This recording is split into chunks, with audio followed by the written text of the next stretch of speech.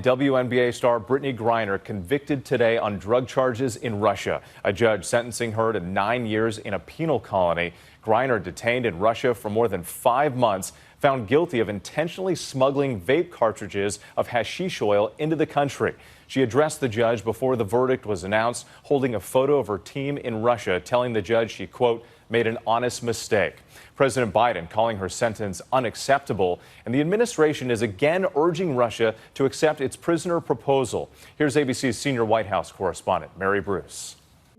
This is the moment Brittney Griner learned her fate. Standing in a cage in a Russian courtroom, hearing she's been sentenced to 9 years in a Russian prison camp. Earlier, Griner emotional, saying she takes responsibility for illegally bringing vape cartridges containing cannabis oil into the country back in February, but stressing it was an accident. I made an honest mistake, and I hope that in your ruling that it doesn't end my life here. Griner choking up as she then apologized to her family and teammates in Russia and back in the U.S. I want to also apologize to my parents, my siblings, my Phoenix Mercury organization back at home, the amazing women of the WNBA, and my amazing spouse.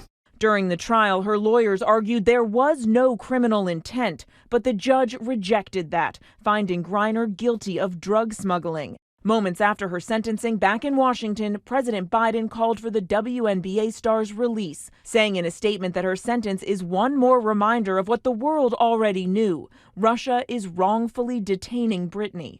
But the White House tonight won't say publicly if they think Russia is trying to send a message by giving Griner such a severe sentence. Do you think she's being used as a political pawn here? I cannot ascribe Russian motives or intent here. All I can do is tell you where President Biden is and the national security team. Wrongfully detained, need to come home. There's a deal on the table. Let's make the deal. Let's get them home.